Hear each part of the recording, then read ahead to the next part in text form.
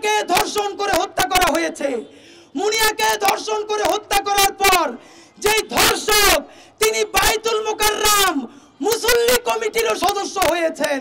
মানে টাকার এমন দাম যে গরিব দর্শক জেলে যাবে, কিন্তু বড়লোক দর্শক জেল তো দূরের কথা, সে এসে বাইতুল মুকাররমের কমিটির সদস্য হবে। সুতরাং আমরা আপনাদের কাছে জানাতে চাই যে এই আনভির মুনিয়া হত্যাকাণ্ডের আসামি সে করেছে কি করে নাই তারা কিন্তু তাকে গ্রেফতার করতে হবে, জিজ্ঞাসাবাদ করতে হবে। আজ পর্যন্ত বসুন্ধরার আনভিরকে কেন গ্রেফতার করা হয় না আমরা জানতে চাই। আপনাদেরকে রমজানের মধ্যে মনে করিয়ে দেই সবথেকে বিভৎস ঘটনা, আয়না ঘরের মধ্যে আমার বোন যিনি রোজাদার ছিলেন রোজা ভাঙিয়ে তাকে ধর্ষণ করা হয়েছে। আর সেই ধর্ষক র্যাবের আলেপ এখন পর্যন্ত অক্ষত অবস্থায় আছে, তার বিচার আমরা দেখতে পারি নাই। কেন? যদি আলেপের বিচার করা শুরু হয় তাহলে কি র্যাব আমাদের বিমুখ হবে? এই র্যাব, এই ডিজিএফআই, এই ক্যান্টনমেন্ট সবকিছুকে মানেই তো আমরা নতুন জুলাই যুদ্ধ শুরু করেছি। সুতরাং যেই জানোয়ার, যেই হত্যাকারী ধর্ষক আলেপ আমার বোন রোজাদারকে রোজা ভাঙিয়ে মুহুর্মুহু ধর্ষণ করেছে, এরকম কত মা বোনকে ধর্ষণ করেছে, প্রত্যেক জানোয়ারের মৃত্যুদণ্ড কার্যকর করতে হবে।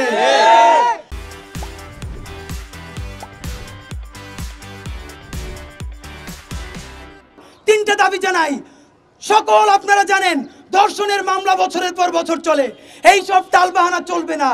অতি দ্রুত সকল ধর্ষণের বিচার করার জন্য দ্রুত বিচার ট্রাইব্যুনাল গঠন করতে হবে।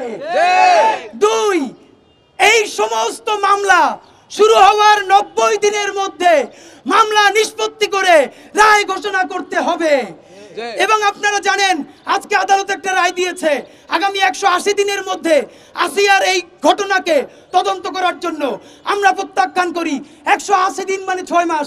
আমার যেই বোনটা আইসিইউতে জীবন মরণের মধ্যে আছে সেইটা জানতেও 180 দিন লাগবে কেন?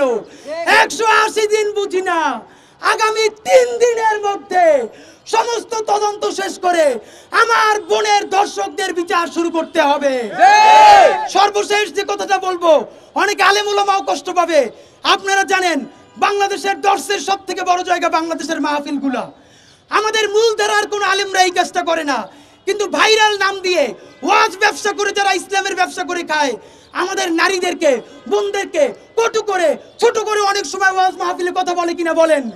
কোন ওয়াজ মাহফিলে নারীদেরকে কটুক্ত করে কোনো কথা বলা যাবে না।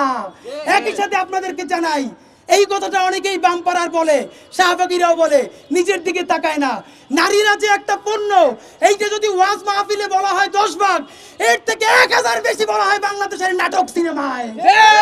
সুতরাং নাটকে, সিনেমায়, বিজ্ঞাপনে, পোস্টারে নারীকে ভোগ্য পণ্য হিসাবে প্রদর্শন করা বন্ধ করতে হবে। নারী কোনো ভোগ্য পণ্য নয় যে টাকা থাকলে কিনে ব্যবহার করা যাবে। সুতরাং দ্রুত বিচার ট্রাইব্যুনাল চাই, 90 দিনের মধ্যে নিষ্পত্তি চাই, এবং আসিয়া আমার বোন আসিয়ার জন্য দ্রুত মামলার কার্যক্রম শুরু করতে হবে।